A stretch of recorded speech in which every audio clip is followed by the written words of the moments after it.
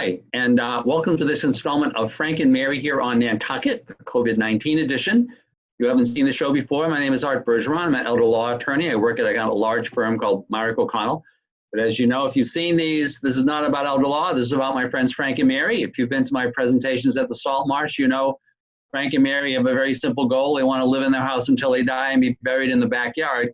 And they never want to leave Nantucket. They never want to leave Nantucket. Unfortunately, recently, they haven't even been able to leave their house because it's COVID-19. And that's why Alison and I have been doing more shows in the COVID-19 edition, because people are at home and they're more stressed and life is changing day to day, it seems, although things appear to be opening up soon a little bit, right?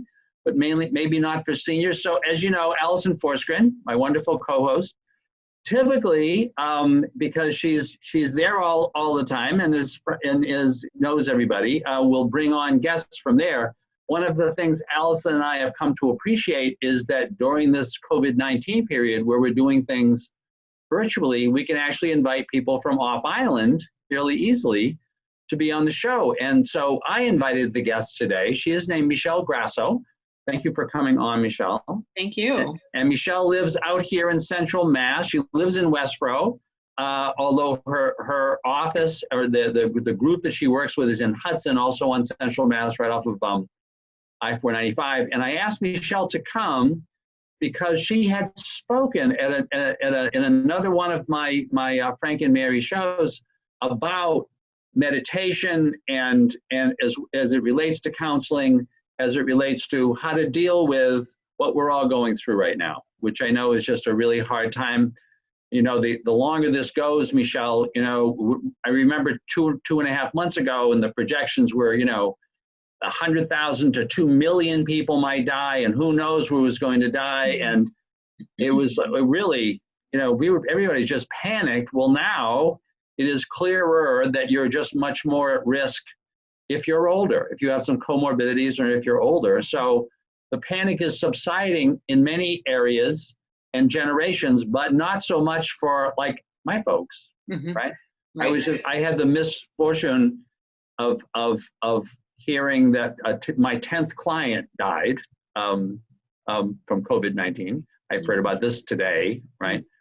And it's just hard. It's just really, and 8 of them were in nursing homes, not able to see anyone. Yeah. When they died, they're just so that the trauma to them, of course, and to family, and it's terrible.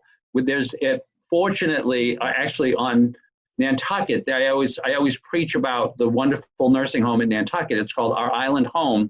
It's actually owned by the town. It is the only remaining publicly owned nursing home, or town or community owned in Massachusetts. And it's wonderful. It's just a small, it's about around 40 beds, just terrific. But they recently tested everyone and everybody's fine, so which is just a wonderful, it's a very special place. But so I know, and Alison, obviously please chime in at any time if you've got questions, but could you just talk a little bit about, well, what you do? Typically on these shows, I'll ask people, so how did you end up in Nantucket? Well, you're not here, right? So I don't have to ask you that. But, how did you end up doing what you're doing, and why are you doing it? And how does it relate to these folks, especially to my friends Frank and Mary and the people who can identify with them? Sure, thank you. So I own Synergy Wellness Center, which you mentioned is in Hudson, and we have a lot of opportunities for seniors and others to really improve wellness, strengthen their wellness of their minds, of their bodies and spirit, which I think are all under stress right now and over the past couple of months. So I was hoping today to be able to share a few suggestions and ideas. But before I even do that, just to mention in general that many of the individuals that come to Synergy, whether it's for yoga or meditation or mental health counseling or acupuncture, we do Chinese medicine or massage therapy. Many of the individuals who call us and say, are you open yet? Or who are coming to our virtual classes, are struggling because this is for real reasons. As you mentioned, we know people who are sick, or we're concerned about ourselves and the risks that we have. And the message that is so important to impart is to just go easy on yourself and to ride this wave together. It's a time that we might be feeling isolated. People are alone. They can't be visited maybe by loved ones. There's grief at people who may be ill, as well as grief just at how much things have changed, that we're not able to do all the things that we were able to do a couple of months ago. And then we're worried, right, about if we start venturing out more, then what's that going to look like, and what more risk? And, there's just a lot of uncertainty. So riding the wave is really the message that I wanted to impart, and to encourage people to be gentle with oneself, because this has just never happened before in most of our lifetimes. So just to share that.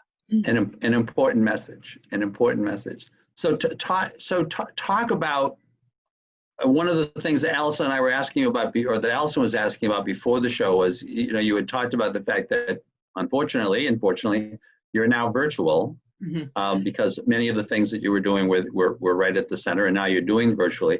Mm-hmm. That also means that for seniors who actually wanted to participate in them, they can participate virtually, even if they're not there. Can you just talk about what of those things would be directly relevant to seniors? Yeah, absolutely. In fact, we have many seniors who are part of the Synergy community, and some of whom were stuck in Florida during this time and still participated in what we have virtually, which is yoga and meditation classes. There are 20 different classes a week, and some of the most popular classes with our senior community are chair yoga, which is on Wednesday mornings. And then we have several classes that are called gentle, which are really good for different ages, and slow flows, which are also good.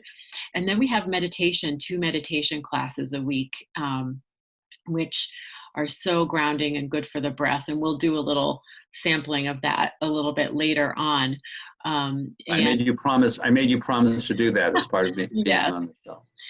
And a wonderful, benefit, as you said, for using this technology is that people can participate. We've had participants from England and really all over. And for new students, if you're new, well, obviously you would be new to Synergy, I would imagine, from Nantucket, you have an opportunity to try unlimited number of classes for 30 days for just $30. So you can just really experiment and feel those benefits and see if that's something that you'd like to try more of. I do anticipate that even when we are allowed to open for small numbers of people, that the virtual classes are here to stay for the very long term at this time. So we love having seniors in our classes, and our instructors that teach chair and some of the gentle classes teach at a variety of senior centers, and really are deeply passionate about that work. So now, can you talk a little bit about, from the folks that you've been talking to, because you not only do those kinds of classes, you folks do counseling and a number of other things. Yeah. Can you talk about what you have been hearing from folks in terms of what their kind of stresses and strains are now? And can you talk to how folks can be using some of these techniques, whether they are meditation or yoga or any of these things, how that can fit into dealing with their lives, and how they may be wanting to focus their lives at this point to deal with this while they're riding that wave. Thank you. Everybody identifies with riding the wave from Nantucket too. Now they're very familiar with these analogies. Yeah, I would say one of the overriding messages that we're hearing is about isolation, social isolation, even though we have these virtual, means and phones, and but that is really critical. And there are grandparents who may be raising younger children who are dealing with having to educate them at home. And if that's you, just I invite you to give yourself a lot of grace. It is not easy to balance all of these roles. One of the things that some of our clients are saying to us is who are seniors, is that, and that we're encouraging them to do, is to really reach out and to not underestimate the impact that you have on your loved ones and family and friends. Sometimes, I know my mom is 86 and she has some health issues, and she, is fiercely independent and doesn't always want to bother me with things. Even if I offer to get her groceries, she wants to get them. But to know, you know, understand that, let's say, not wanting to be a burden is a real thing, but to also know that the younger people in your life miss you, and that what you have to say to them is important, and probably is going to have a huge impact on us, because they're words that we're looking to hear. You've lived longer lives than we have and are better prepared than any of us in terms of mentality to get through something like this. So please, keep reaching out, and don't worry. I think that's a really, really nice message that the younger generation needs to hear from the seniors in their lives, as much as the other way around. So, and so it would be great for not only for seniors to reach out to their families. Is that what you're saying? Because it's been sort of the other way around. Yeah, it's just to, I think sometimes there may be a tendency, I can speak for my mom, for example, to not want to burden their loved ones with things that they might need, or even things they have to say, or feelings they have, or asking for help. And but to know that we're here for them also, and that your what you have to say is incredibly important and helps perspective get put into place. I can share that my mom had some stories for me about growing up in Europe during the war, and incredible hardship, which frankly pales in comparison to what we were facing. And it did help me to sort of not only have more compassion for her, but gratitude even during this time. So, it's important to connect. And so one other thing that I gleaned from your website is that you work a lot with supporting caregivers, Mm-hmm. and because pretty much everyone is a caregiver right now, or what are some tips that you have for people who are, whether they're two seniors living alone, or single people living alone, as far as supporting caregivers?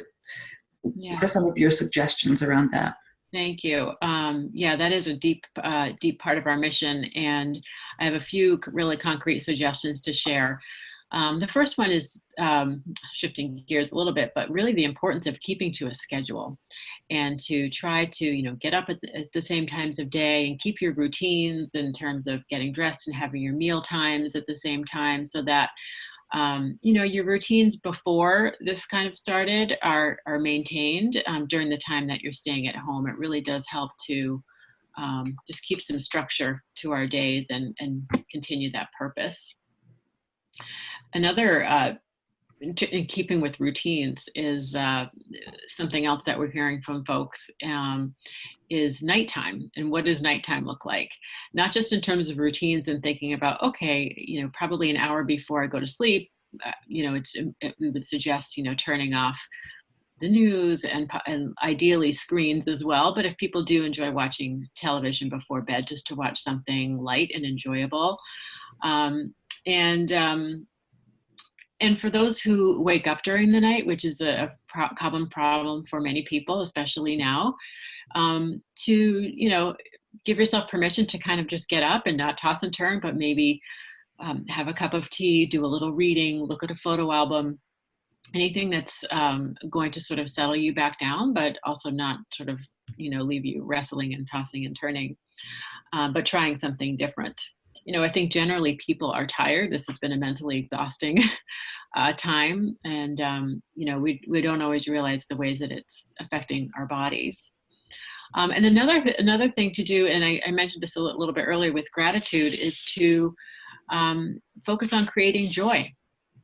And there are opportunities for joy now, and we often suggest for people to think about making a list of the activities and things they liked to do before this, and really pick one a day to focus on, whether it's gardening, taking a walk. Now the weather's getting nice. Listen to some music that you really like. If you enjoy doing puzzles, spend some time with that, but really carve out some time for that self-care. I mean, talking about caregiving, just carving out a little bit of time, feel the sun on your face, whatever it means to you, to just have that time for yourself that's going to be rejuvenating is just so critical. to create some peace and joy. And, I was talking to one of our clinicians who, she's, and I've said this before to Arthur, is that no one from the CDC said not to have any fun, that wasn't part of this. And so it is okay to create that joy for yourself and encouraged. And I'll tell you, Michelle, one of the things about living on Nantucket I've come to appreciate from folks there is you forget how beautiful it is. It starts becoming the background, Of course, I go down every other week, and you just get there. It's like, oh, this is so nice. But when you talk about take the places to take a short walk. I mean, I was down there a few weeks ago, and the daffodils had hit, right? And there's usually a daffodil festival, and there's all these people, and now there was nobody but just the daffodils, Mm-hmm. It's just this beautiful place, Yeah. right? So there are a lot of places to find that. Well, and that's where that mindfulness comes in, doesn't it? Where, just taking in what's around you and just slowing down your breath and your mind to just stop and be with the beautiful views wherever you are.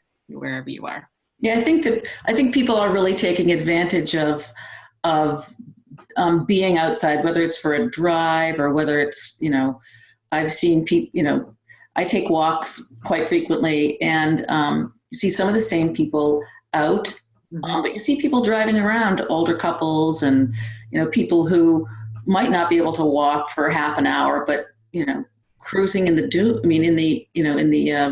the conservation properties on the long dirt roads. It's really, we are lucky, and we have a lot to look at. So Absolutely. Yeah, that's a blessing, isn't it? I'm glad people are taking advantage of that.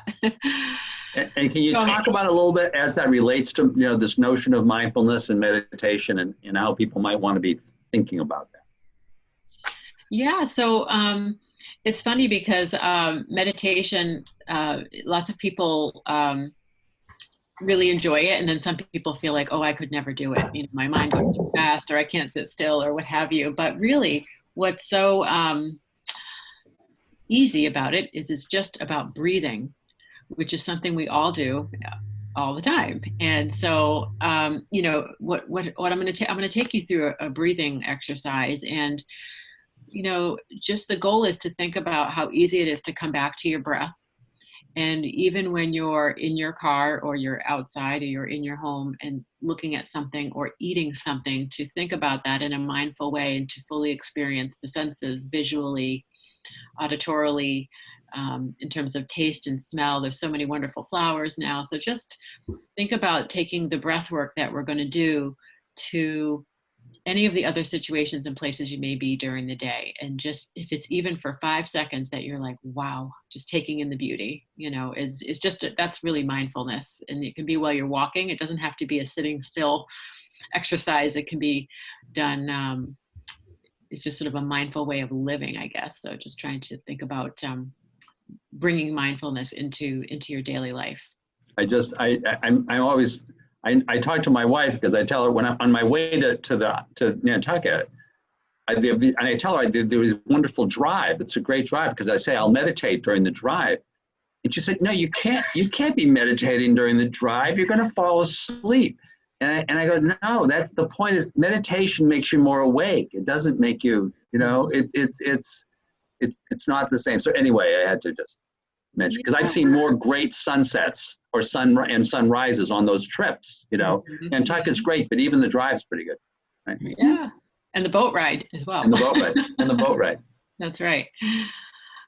Terrific. So if it's okay, would you like to try a little exercise, a little bit?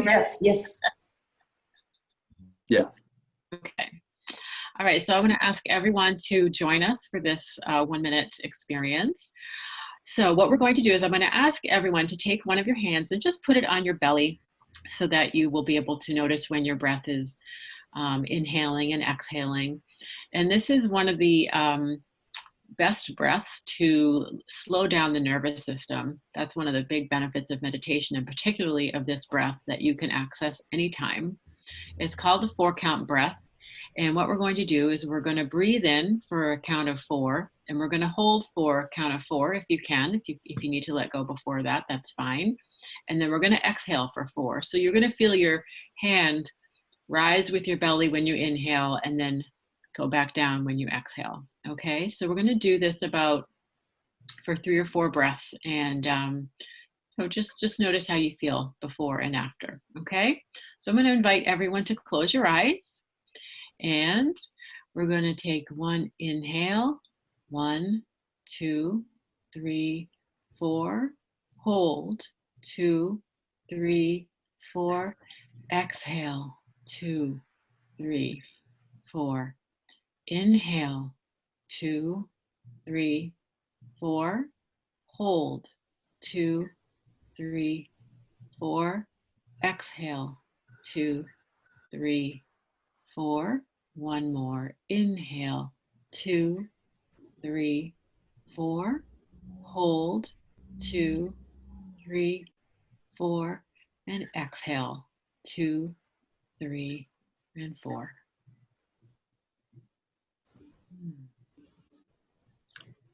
How's everybody doing? Well, that's nice. Okay. Doesn't that just slow everything down? It really slowed it down. It just slows it, right. Because I think when we experience stress, the first thing that goes is our breathing. So that just helps to kind of bring things back into a balanced state. You know, I found at the beginning of this whole experience, when we were all first home, I was doing our yoga. Every time I did a yoga class, I would say, well, that was the 1 hour a day that I actually was breathing properly. You know, now it's better, but it's so true. And so what is the holding the breath part? That's so the process is, I mean, why do you hold? Well, again, it just slows everything down and allows the oxygen to sort of get through your body. And the idea being, if you're really breathing down into your belly, that you're breathing in is, you know, all the way down and not just doing shallow chest breathing. So it allows that oxygen to oxygenate your body before you exhale the carbon dioxide. Yeah. So it's a several thousand-year-old breath breathing exercise, and it's a good one. Good one.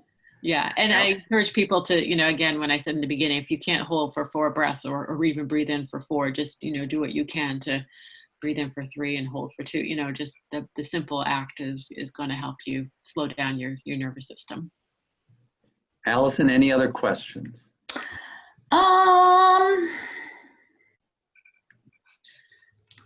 I'm curious to check out your website. It would be, you know, I'd like to see what you have to offer, and maybe test drive a few things.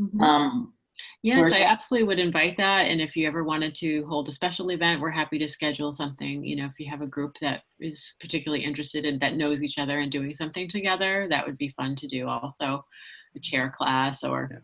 Yeah, maybe we can get the Salt Marsh to actually sponsor a couple of special classes. Maybe I'll talk with you after that to see how we could arrange something specific to people here, because that might be fun for them to see each other, the people who used to go to exercise class. Yeah, I think that's the biggest benefit actually of this whole experience, is the opportunity to still maintain that sense of community. So important for people to be able to see each other and chat before class and chat after, and, you know, so be happy. And I bet, Alison, that once things loosen up, we could even convince her to come to Nantucket to actually do a presentation at some point at the Salt Marsh. If I were, that would be great. Yeah. If I were guessing. So listen, thank you so much, Michelle, for doing this. Alison, my pleasure. Thank you. Thank you. And Alison, thanks. I love doing these shows. these are, you know, I'm going to miss it when COVID-19 stops, because we've been doing these shows really regularly now. So thank you very, very much. Thank you, folks, for watching. I hope that you've enjoyed this and all the shows that we've tried to bring you, and we'll look forward to seeing you on the next installment of Frank and Mary here on Nantucket, the COVID-19 edition. Take a breath.